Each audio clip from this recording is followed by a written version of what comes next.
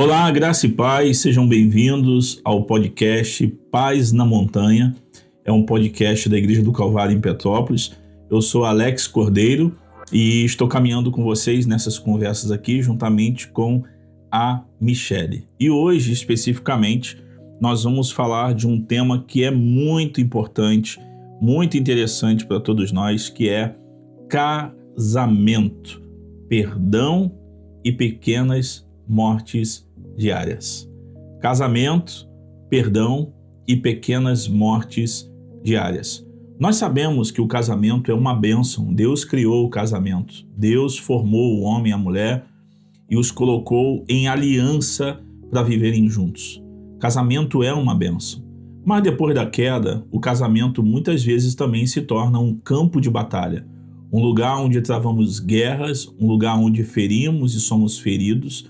Como viver debaixo do mesmo teto com o outro pecador, mas que isso não seja simplesmente um lugar onde causa a ruína dos nossos corações, mas que seja um ambiente transformador e abençoe a minha vida e a vida também da minha esposa ou do esposo e também dos filhos. Então hoje, nesse episódio, nós vamos conversar sobre esse assunto e comigo aqui, quem vai conversar sobre casamento é a Michele, a minha esposa. Espero que esse podcast não seja um campo de batalha, mas que seja um lugar de edificação. Obrigado por estar com a gente, Michele. Bom, que o Senhor nos ajude nessa tarde a gente encontrar a vontade dele, encontrar o direcionamento dele para os nossos corações nesse tema. Seja bem-vindo e que o Senhor nos ajude, nos abençoe. Então, vamos lá. A gente aqui não vai logo direto ao assunto e cai dentro, né? Mas aproveitando, já que você está aqui nesses primeiros minutos, não deixe de seguir a gente, não deixe de se inscrever no canal, de participar daquilo que nós estamos fazendo. Esse podcast tem sido pensado para abençoar a sua vida, a sua casa, para edificar a sua vida espiritual. Então, se você ainda não segue, às vezes a gente vai assistir vídeos e assistimos vídeos de vários canais e não seguimos o canal e nem não curtimos. Se tem sido bênção para a sua vida, segue a gente, compartilhe esse conteúdo e vamos caminhar juntos. Bom, já pedindo, né, porque eu esqueço disso toda hora, no casamento, muitas vezes a dor ela é visível. Muitas vezes existe distância dentro do casamento, dentro da realidade do casamento. Mas primeiro, vamos olhar para o casamento entendendo sobre como deveria ser esse ambiente, esse lugar, como que deveria ser a convivência entre esses dois pecadores, né? Nós sabemos que antes da queda, tudo funcionava normal, tudo era bênção, não havia problemas, né, no casamento, mas depois da queda e até a nossa realidade, não é fácil conviver a dois.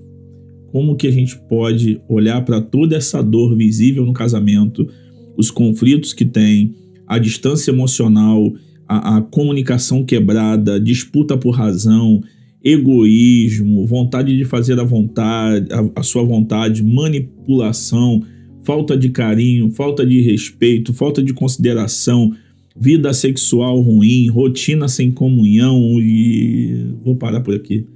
Como que dá para manter um casamento com tanta coisa assim? Estamos tentando descobrir e viver isso já há 23 anos, né? Se não for a graça de Deus, seguramente todas essas coisas vão sufocar, né, o relacionamento, vão sufocar o casamento e vão sufocar o amor. E já no final não sei o que vai restar se não for a graça de Deus. Mas nós temos alguém que governa os nossos corações e que nos direciona todo o tempo. Por isso nós conseguimos manter um casamento mesmo quando enfrentamos vários desafios, quando somos desafiados. Como você falou, né? Antes da queda, o casamento era uma realidade, mas pós-queda nós precisamos lidar com os nossos próprios pecados. Nós precisamos lidar com o nosso coração e nós precisamos ter o nosso coração subjugado pelo Evangelho. Porque senão a gente vai querer fazer de fato desse lugar um campo de batalha, nós vamos querer fazer que a nossa vontade prevaleça, nós vamos lidar com desejos egoístas, nós vamos entrar no casamento achando que é para que o outro me faça feliz, né? Onde eu não tenho nenhuma responsabilidade, onde eu tenho que ser servida. Então, a gente consegue manter, a gente consegue viver nesse ambiente desafiador quando nós temos uma bússola, quando nós temos um direcionamento, que é aquilo que Jesus nos ensina a respeito do que ele formou. Porque se foi ele que formou, se foi ele que projetou o casamento, então ele sabe muito bem como funciona, né? Então nós precisamos da graça dele para que isso possa funcionar. E quando a gente olha para essa realidade, né, de quebra de comunhão e tudo isso, é difícil lidar e ver essas coisas acontecendo no dia a dia, né? Como que eu posso identificar que na realidade do meu casamento eu estou buscando o meu próprio interesse? Porque a Bíblia fala o contrário, né? O amor verdadeiro não busca o seu próprio interesse. É fácil verbalizar isso, é fácil dizer. Mas no casamento, como que eu posso identificar quando eu estou buscando o meu próprio interesse e não estou ligando para não buscar o meu próprio interesse? O amor, ele não busca, né, o seu próprio interesse. Ele abre mão do seu interesse. E como eu posso olhar e identificar que eu estou buscando isso e estou manipulando a minha esposa, o meu esposo, para que a minha vontade seja feita? Olhando para suas reações, né? Olhando para essa quebra de aliança, quando eu deixo de compartilhar a vida, né? Isso se manifesta quando a gente deixa de compartilhar o nosso coração, deixa de compartilhar a nossa vulnerabilidade, deixa de ser amigos, deixa de estar juntos, sabe? Não é que você não ame mais essa pessoa, você ama, mas é como se você passasse a viver separadamente. E aí você percebe quando isso está acontecendo, você está dentro de casa, você está vivendo junto com a sua família, com seu esposo, mas a sensação que tem é que você tem uma vida à parte daquela vida, sabe? Aquela rotina não é a sua rotina, somente é aquela ali. Você tem uma outra vida, uma outra forma de pensar. E aí parece que são duas pessoas debaixo do mesmo teto que não se entendem, que não que se distanciaram emocionalmente e que deixam de ser marido e mulher. E aí passam a ser dois administradores do lar. E aí a gente vai ver, por exemplo, quando as conversas, ao invés de ser sobre nós dois, ser sobre como você está, as conversas passam a ser como logística. Por exemplo, quem vai pagar a conta? Uhum. Quem vai pagar a conta de luz? Quem vai pagar a conta de água? Quem vai resolver esse problema? Quem vai buscar as crianças? Quem esqueceu? Foi quem? Sabe? E aí parece que são papéis muito bem separados, né? Aparece quando a conversa vira defesa. Por exemplo, a gente vai conversar e eu olho o outro como meu inimigo. E aí eu preciso me defender. Eu preciso, como se a todo momento eu fosse ser atacada. Eu não consigo ouvir uma conversa, ouvir alguma coisa que está sendo dita e acolher aquilo no meu coração. Eu preciso me defender. Então, muitas vezes a arma de defesa é o ataque. Então, eu ataco o outro para me defender. Aparece quando eu já espero o pior do outro, né? Quando eu estou buscando o meu próprio interesse. Eu espero já o pior do outro. Nunca, nada que o outro faça, eu recebo como apenas um serviço, apenas um cuidado. Eu recebo como se ele estivesse querendo fazer alguma troca, como se tivesse segundas intenções, tipo, eu tô desconfiado. Alguma coisa não tá certa. Por que você arrumou a casa, né? Ou por que você comprou um presente, um chocolate pra mim? Não consegue esperar a bondade do outro, ver bondade no outro. Aparece quando pequenos ressentimentos vão virando muros dentro de casa, vão virando muros na relação. E isso é muito sério, porque assim, às vezes nós, quando falamos de casamento, né, de relacionamento entre marido e mulher, a gente tem a tendência a guardar muitas vezes a guardar as coisas. às vezes a gente ataca, mas quando o assunto é muito sério, principalmente a mulher tem essa tendência de acumular no seu coração as coisas que passaram. E aí, às vezes, a gente pensa que a gente já perdoou, ou deixou passar, não vou me estressar mais com isso, e aí deixa passar, só que aquilo ficou dentro do seu coração. Você não resolveu, você não perdoou, você não expôs aquilo que estava ali dentro, aquilo não foi conversado, e aí aquela pequena situação ficou ali. Só que, como nós somos imperfeitos, como nós somos pecadores, na outra semana, nós vamos pecar outra vez um contra o outro em algum momento, em alguma situação. E aí, outra vez, eu não resolvo, eu deixo aquilo ali acumulado. E isso vai crescendo, né? Vai crescendo, crescendo. E quando a gente percebe, isso já se tornou um muro que se levantou entre o casal. Então, é literalmente como se tivesse um de um lado, outro do outro. Aparece quando o casal para de cultivar a amizade, para de ter essa comunhão, né? Eles continuam casados, mas já não conhecem um ao outro. Eles continuam casados, mas já não tem mais nenhum interesse de saber como o outro está, o coração do outro, quem é essa pessoa que está junto comigo. Então, assim, quando a gente começa a buscar o nosso próprio interesse, a gente passa a viver dessa forma, né, dentro do nosso casamento. E assim, a gente sabe que, biblicamente, né, o casamento foi criado para viver a dois, mas é para ser um casamento. É para que haja comunhão, é para que o sexo seja praticado. E toda essa intenção de Deus de entregar tudo isso para o casamento foi para que fosse desfrutado, para que os dois pudessem ter alegria, felicidade e tudo nesse ambiente. E é uma retroalimentação. Não é só só pode ser alimentado com o casamento. Em todos os aspectos, né? Não só na questão sexual. Deus entregou Eva, né, para Adão, para que o casamento e tudo que envolvia o casamento glorificasse a Deus. Quando a gente olha hoje para o Novo Testamento, a gente vê o casamento apontando para algo maior do que o próprio casamento. Então, o casamento, ele aponta para um casamento futuro, perfeito e maravilhoso entre Cristo e a igreja.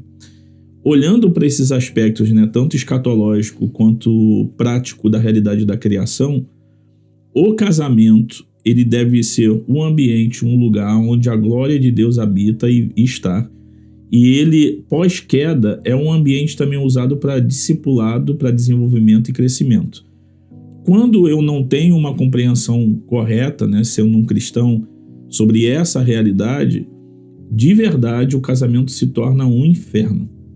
Quando eu levo tudo isso em conta, mas eu posso ter um bom relacionamento com você ser a minha melhor amiga. E a gente divide as tarefas, tá tudo certinho, você faz isso, eu faço aquilo, você paga metade das contas, eu pago outra, você faz as compras, eu pago a luz, a internet, a água, e aí a gente tem tudo certinho. Mas aí já, o sexo é secundário, porque não é importante para o casal.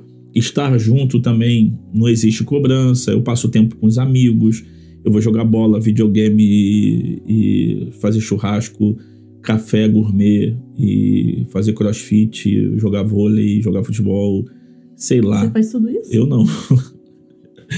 Eu vou pra academia, né, e passa lá, ou então pedalar. Eu tô falando aqui dos hobbies que eu vejo a maioria dos homens fazendo, né. O meu hobby, eu acho que talvez seria andar no mato, lá no Seu Gilberto, lá no sítio lá, mas nem isso eu tô indo.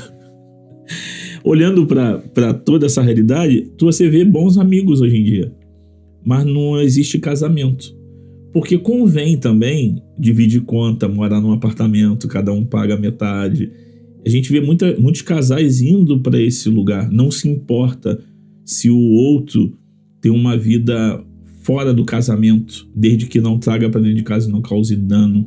Eu não estou dizendo nem de adultério, mas tem uma vida paralela, às vezes, na internet, em qualquer outro lugar, e você não vê mais maridos, esposas, às vezes, se importando. Mas só que na convivência eles são bons. São gente que convive bem e tudo, mas tem tudo separado. Isso seria um casamento? ou não? Eu acho que esse seria dividir o espaço. Seriam bons amigos, dividir contas. Seriam bons amigos que estão morando no mesmo lugar e que dividem as tarefas, né? Dividem as contas, mas não dividem a vida. E como é legalizado o casamento, quando fizer sexo não é um problema, né? Quando tiver oportunidade. Mas não é um casamento. Não é assim, casamento. Pode estar junto, pode ser um casamento legal, mas não é um padrão bíblico para um casamento. Então esse ambiente começa também a ter problema mesmo quando existe paz, entre aspas, naquele ambiente que não é um casamento. Mas no caso de havendo guerras e dificuldades, que a gente vai para o lado da questão do perdão, muitas vezes é porque eu quero que a minha vontade, o meu desejo, que as coisas funcionem do meu jeito. Então ídolos, ou então eu não brigo, eu não quero discussão, eu não quero confusão, eu posso ir para o controle, para o conforto, para a preguiça e para um monte de coisas, e isso vai causando dano. E eu posso também olhar para a esposa ou para o esposo como o meu inimigo, que está atrapalhando o meu sucesso. Eu posso ser um empreendedor e a esposa não querer. Ela só querer ficar tranquila. Eu posso olhar para ela como alguém que está impedindo o meu desenvolvimento. O que a gente faz com gente que atrapalha a gente? Descarta. Isso na linguagem atual, não na linguagem bíblica. Que fique bem claro que essa não é a visão de Deus, mas infelizmente é a visão que tem governado hoje, que tem imperado no nosso meio. É assim, se a pessoa não te serve mais, você descarta. Como você descarta uma peça de roupa, um par de sapato. Então, os relacionamentos hoje, infelizmente, eles têm ficado assim. Agora, o que é mais triste é que muitos casais, e aí a gente está falando a nível cristão, né?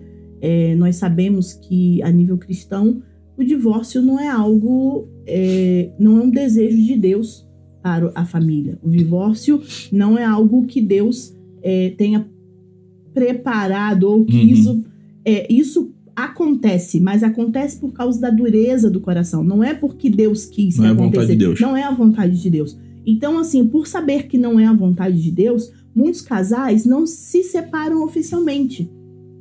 Por saber que não é vontade de Deus que isso aconteça, eles não se separam no papel.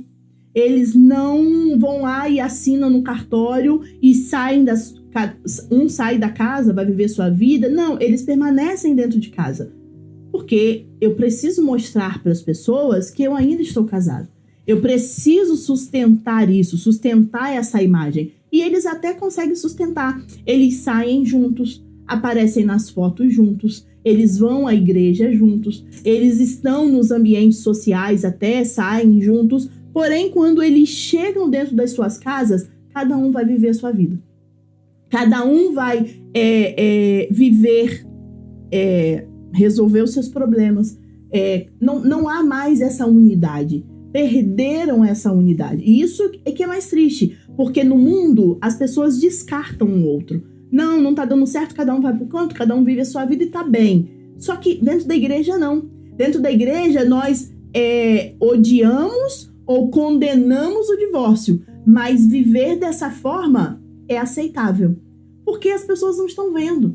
As pessoas não percebem que dentro daquela casa virou um campo de batalha. Ou virou uma guerra fria, né? O casal vive naquela tensão que a qualquer momento vai estourar uma guerra, vai acontecer alguma coisa entre eles. Ou então já não há mais aquele olhar, né, que havia inicialmente. Porque quando casaram, inicialmente os desejos, os sentimentos, todos eram sinceros. Só que com o passar do tempo, a rotina, tudo aquilo que você começou a falar no início, né? Aquilo foi sufocando esse relacionamento. E aí, quando eles se deram conta, ou quando muitos se dão conta, são só dois estranhos vivendo dentro da mesma casa. E que às vezes dividem até a mesma cama, às vezes até dormem juntos, às vezes até têm um relacionamento sexual, vamos dizer, satisfatório. Porém, a alma deles já foi separada. A alma está distanciada, um já não sente o outro, já não percebe o outro, já não há perdão sincero, já não há aquela disposição em relação ao outro, sabe? De eu vou servir o meu esposo, eu vou cuidar da minha esposa, ela é a parte mais frágil, ou o meu esposo precisa da minha ajuda, eu preciso proteger o meu esposo. Não, cada um vive a sua vida, cada um vive pelos seus ideais, buscando os seus ideais, buscando o que um quer viver, os sonhos, e já não há mais nada em conjunto.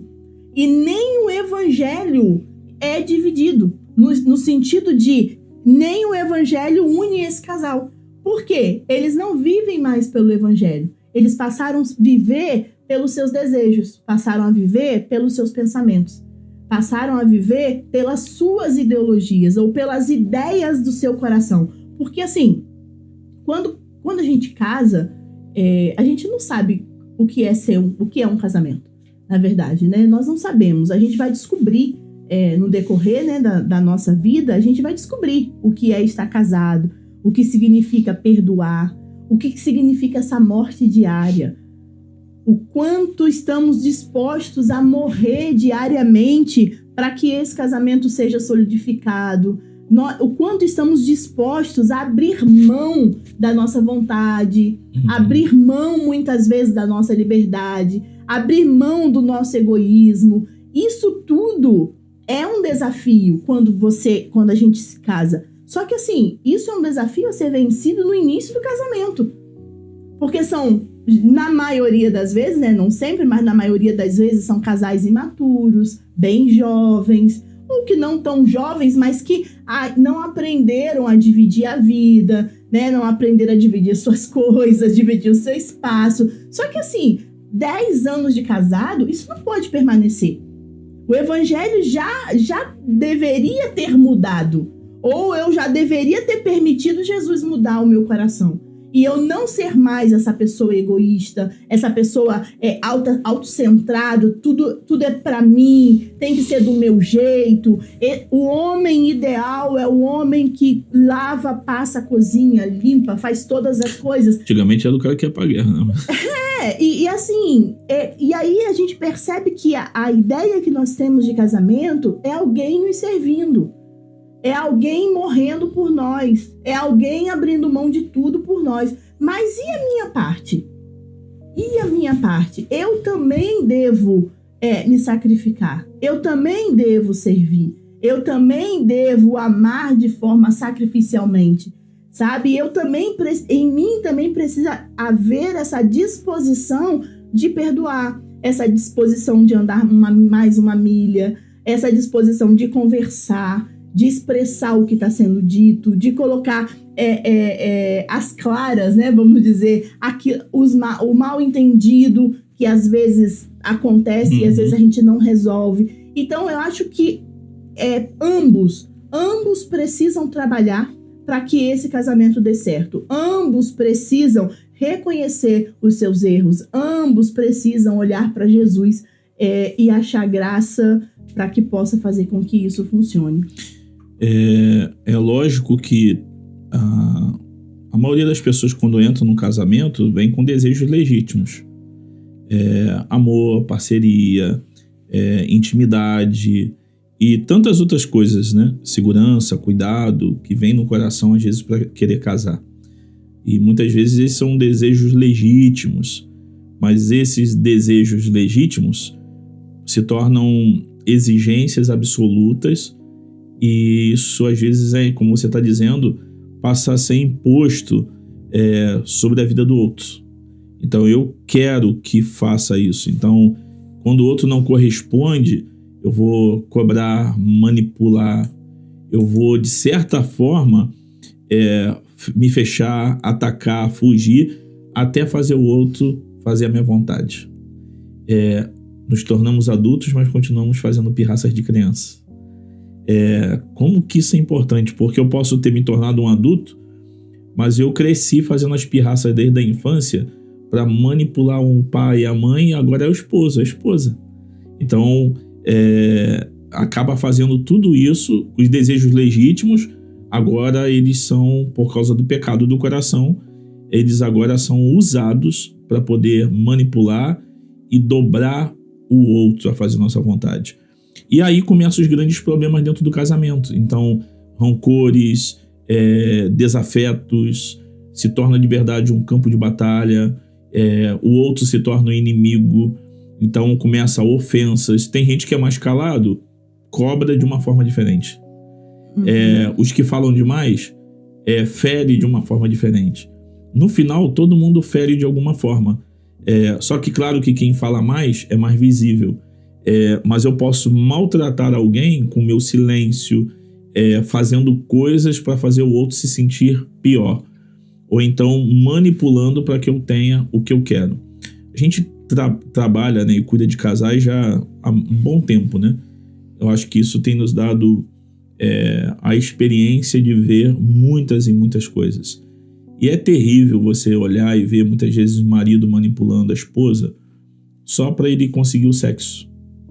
Então ele trata bem, cuida, faz tudo o que ele deveria estar fazendo só para ter aquele momento. E depois ele vira o ogro de sempre. Mulheres manipulando seus maridos quando querem alguma coisa. E os caras sabem, né? Eu já cansei de lidar com homens falando assim: eu sei que ela vai me entregar uma noite de sexo porque alguma coisa vai vir no cartão. Porque quer fazer alguma coisa, então é a forma de justificar. E às vezes tem gente que brinca com isso, né? Se torna aquela, tá pensando que eu não sei, leva na brincadeira. Mas isso é destrutivo.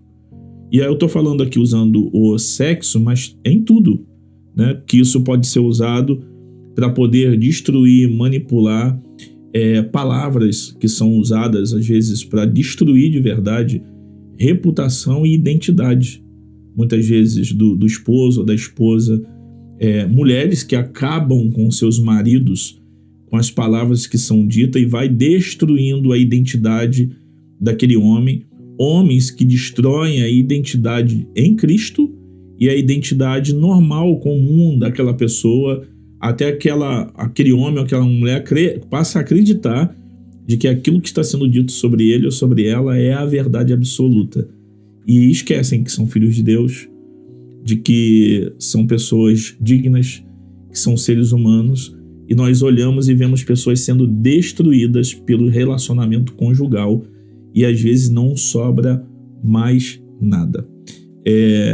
Teve uma situação, na verdade foram algumas, né? Conversando com casais, e vocês estão dispostos a mudar? E aí, de vez em quando acontecia, ou a mulher ou o homem dizia: se ele ou se ela mudar, quem sabe? Ou seja, a minha mudança está condicionada se ele mudar para o jeito que eu quero. Essas coisas que vão acontecendo, tem hora que não tem mais como recuperar, porque destrói ao ponto de virar pó. Como que a gente faz quando chegou no nível tão baixo assim e que parece que não tem mais solução? Qual seria o caminho? Porque agora tem uma dívida.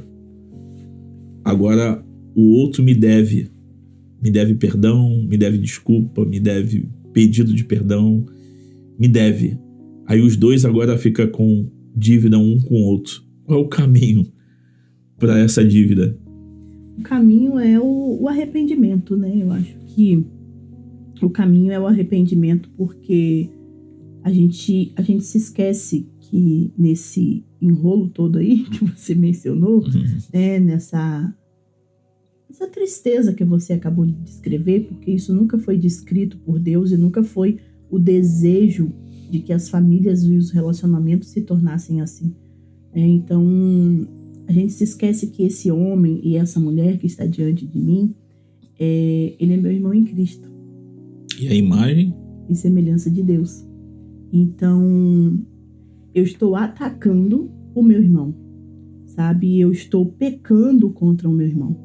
Não só contra a minha esposa ou contra o meu esposo. Eu estou pecando contra o meu irmão em Cristo. Então, nesse cenário, a única coisa que nos resta é o arrependimento. Porque se não houver a convicção de pecado, se não houver aquele olhar sincero para o seu coração e ver onde eu errei, onde eu falhei, o que eu fiz para chegar, qual foi a minha participação para chegarmos onde nós estamos hoje. Se não houver esse olhar sincero, sabe, esse arrependimento, essa confissão de pecado, esse pedido de perdão sincero, de fato, eu não acredito que essas coisas possam se resolver. Às vezes a gente está esperando um milagre de Deus, mas a gente não quer se arrepender. Às vezes a gente quer que Deus venha e transforme esse ogro em um príncipe e transforme essa Fiona em uma princesa. A gente está esperando e está orando para que isso aconteça. Mas e os meus pecados? E quando eu pequei contra o meu irmão, eu não devo pedir perdão? Eu não devo me arrepender? Eu não devo abandonar o meu pecado? Deus vai fazer um milagre? Sim, mas o maior milagre que Deus pode fazer em uma situação como essa é fazer com que eu me arrependa dos meus pecados. O maior milagre não é Deus chegar e falar, eu vou transformar essa aqui ou esse aqui. Não, o maior milagre é quando ele traz ao nosso coração essa consciência de pecado. Essa consciência de que eu falhei, eu pequei contra o Senhor e eu pequei contra o meu irmão. E quando há essa consciência sincera dos nossos pecados, dos nossos erros, quando a gente consegue nomear os nossos pecados, dar nome aos nossos pecados. Porque às vezes a gente fala, eu errei no casamento. Né? É muito comum quando a gente está aconselhando alguém e aí a pessoa diz assim, eu sei que eu não sou perfeita, eu sei que eu errei. Tá, mas onde você errou? Em que você errou? Como você errou? Porque isso a gente não faz. Agora, se você perguntar do outro, ele fez isso, errou assim, dessa forma, foi assim. Mas e você? Como você errou? De fato, todos nós erramos. Mas essa consciência de onde nós falhamos, em qual momento foi que eu quebrei o mandamento, em qual momento foi que a aliança foi quebrada, isso tudo precisa ser passado a limpo. E a gente quer apenas que o outro deixe de colocar a toalha molhada na cama. A gente está preocupada se o outro lavou o prato ou não. Nós estamos preocupados se o outro comprou o presente que eu queria. Isso não vai solucionar o problema do casamento. Isso não vai resolver. Vai ficar mais confortável a relação? Talvez vai ficar mais confortável, mas não vai resolver o problema. Porque o problema está no coração. O problema está na quebra da aliança. O problema está porque nós estamos pecando contra Deus e pecando contra o outro. Só que parece que há uma permissão. A sensação que eu tenho é de que há uma permissão no casamento para eu pecar contra o meu irmão. Eu posso ofender, eu não posso ofender o vizinho, eu não posso ofender o meu patrão, porque isso é pecado, mas eu posso ofender meu marido.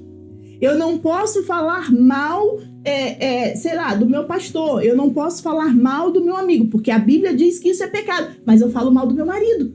Eu falo mal do meu marido para os meus filhos, eu vou denegrindo a imagem do meu esposo no coração dos meus filhos, dos meus parentes. Eu vou manchando, matando na mente, no coração do outro, a imagem do meu marido. E às vezes as pessoas olham de fora e falam, que homem horrível.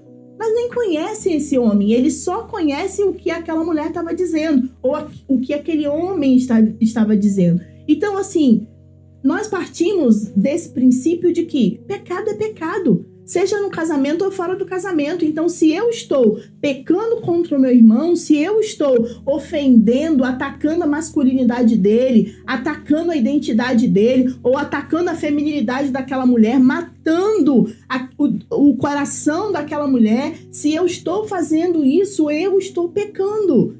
Isso tem nome, isso é pecado, isso não é covardia, isso não é somente o egoísmo, né?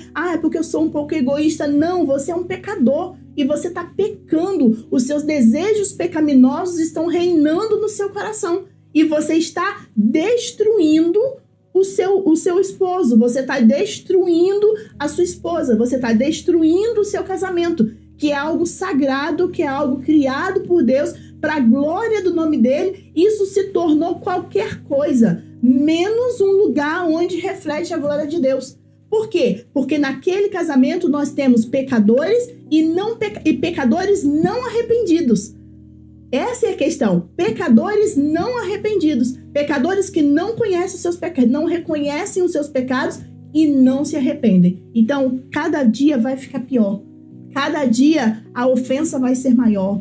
Cada dia o descuido, a ignorância, a distância vai ser maior. A frieza vai aumentar. O desejo pelo outro vai se esfriar. Porque aquele homem que antes você tinha aquela admiração, que você olhava para ele, você desejava, você olhava nos olhos, você já não olha mais, você já não deseja mais, você não quer estar com ele, o corpo dele não te atrai mais, ou o corpo dela não te atrai mais, porque tornou-se o seu inimigo.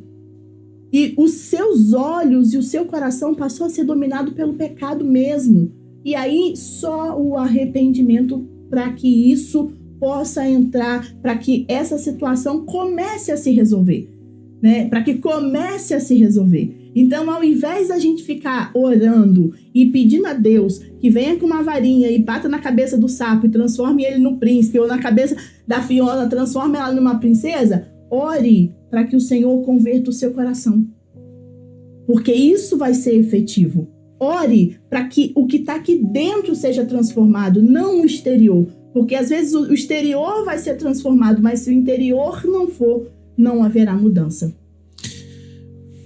Quando a gente olha pro Evangelho, né? O Evangelho confronta esse tipo de amor autocentrado, né? Que é amor autocentrado. A gente só pensar em nós, e a gente precisa olhar pro Evangelho e perceber uma coisa, né? Maridos, esposos. Cristo não amou a igreja porque ela era perfeita. Cristo não amou a igreja porque ela era perfeita. Ele amou a igreja para santificá-la.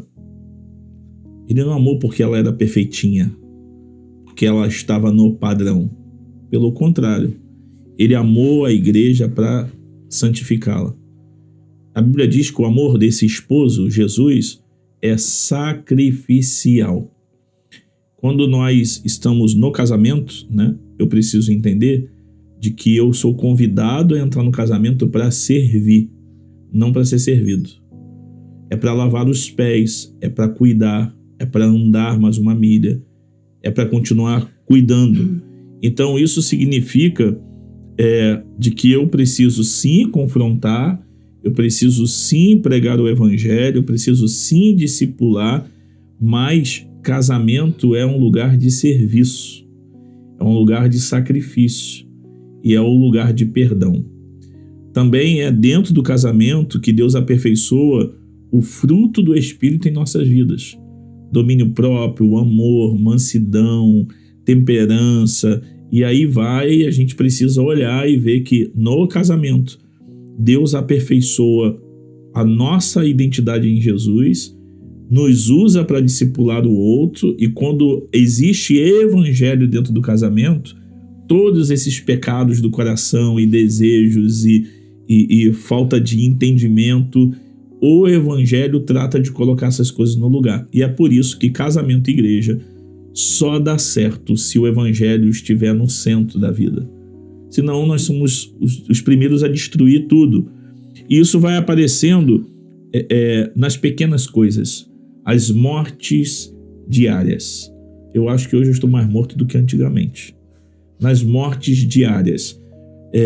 Quais seriam essas mortes diárias que a gente poderia aqui colocar e dizer, né? São várias, né? Mas quais delas aí você poderia pontuar?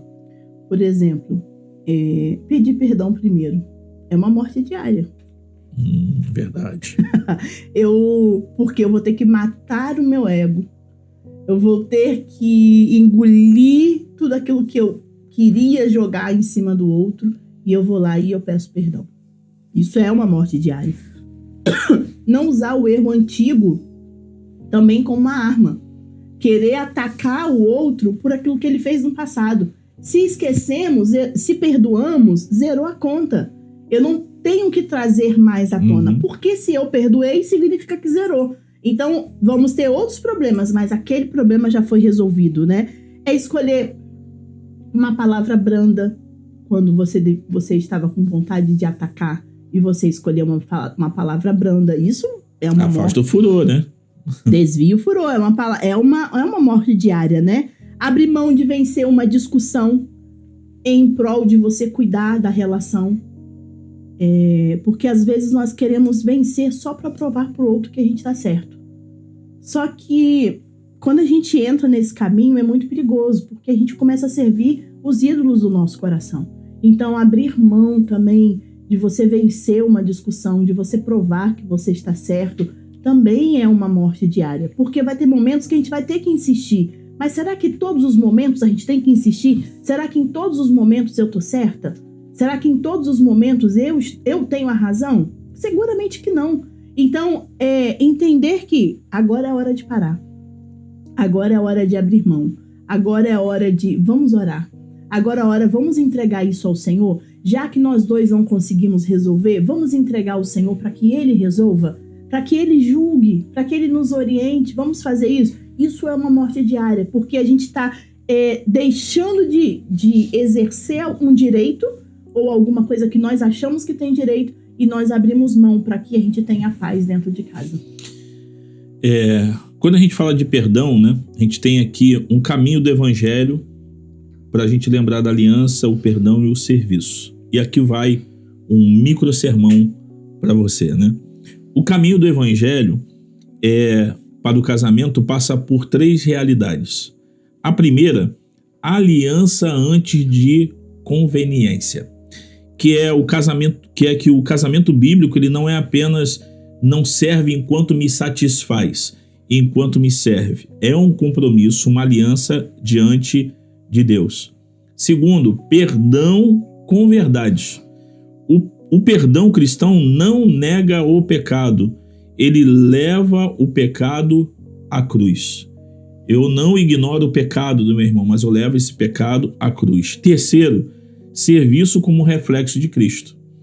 O casamento amadurece quando ambos deixam de perguntar apenas o que estou recebendo e passa a perguntar como posso amar de modo fiel diante de Deus. Isso é muito sério.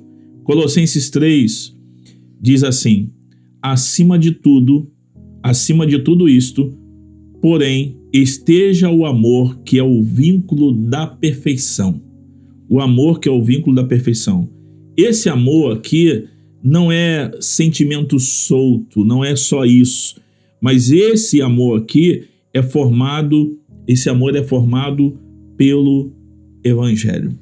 Esse é o padrão para uma boa restauração, esse é o padrão para a gente viver bem, esse é o padrão para a gente sempre andar por ele todas as vezes que saímos da linha, que saímos do Evangelho. Então, nós estamos fazendo o quê, né? Tentando vencer um ao outro ou caminhar junto diante de Cristo?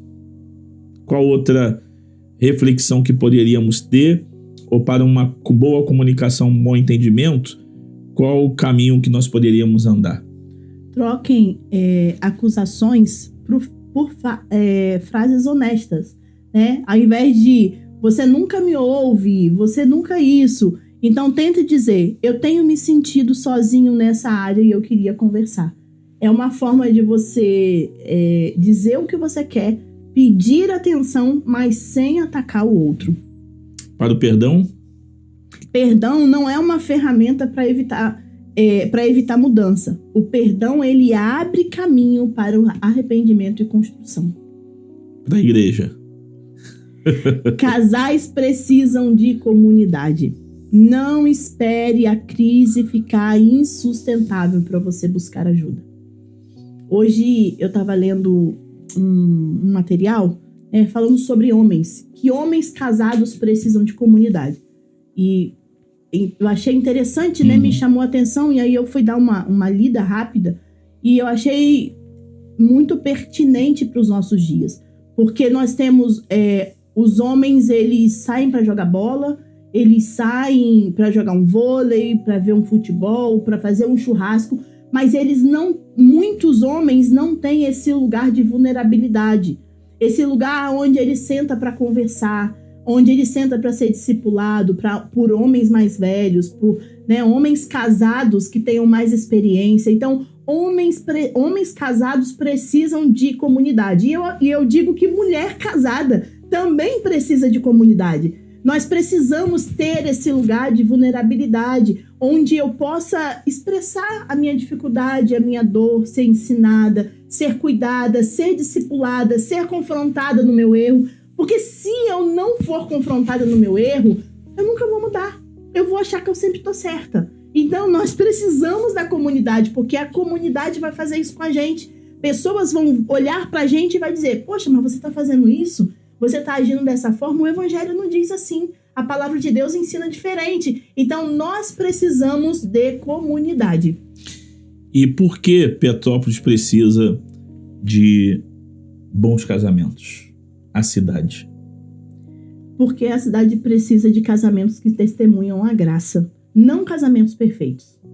Não casamentos perfeitos, mas alianças onde Cristo forma humildade, verdade e reconciliação. A cidade precisa ver famílias, não como a gente sempre fala, né? Não famílias perfeitas, mas famílias debaixo da graça de Deus.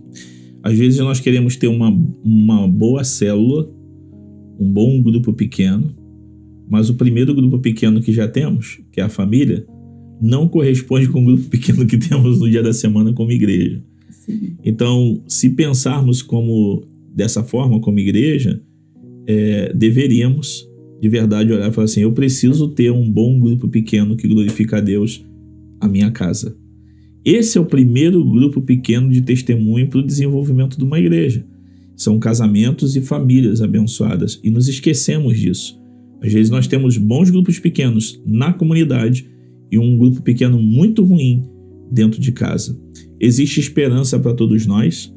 Cristo é aquele que restaura nossas vidas. Cristo é aquele que pode restaurar qualquer tipo de casamento, desde que haja perdão, reconciliação e submissão ao Evangelho. Se você tem vivido tempos difíceis, se você tem... Eu estou olhando para você agora na câmera para dizer de forma específica para você, se você tem vivido tempos difíceis, se você tem vivido um casamento complicado, existe esperança para você. Procure ajuda junto com seu esposo, a sua esposa, se renda ao Senhor e permita que Ele restaure a casa e a vida de vocês. Estamos aqui finalizando mais esse episódio, que de verdade o Senhor possa trazer luz a muitos casamentos e que Ele nos ajude com o nosso casamento e com os casamentos da igreja também. Esse podcast é um podcast Paz na Montanha, da Igreja do Calvário em Petrópolis.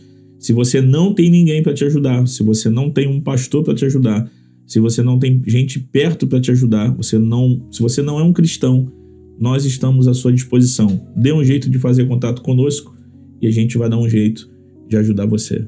Obrigado, tá, meu amor, por mais esse episódio. Deus abençoe vocês e espero que o Senhor nos ajude. Amém.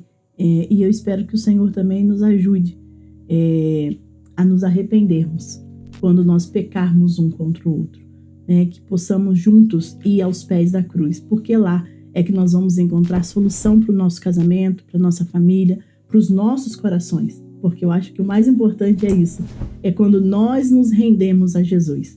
E aí há esperança para nós, há esperança para o nosso casamento e há esperança para a nossa família. Que o Senhor nos ajude. Amém. Até o próximo episódio. Fique com Deus. Não deixe de se inscrever aí, hein?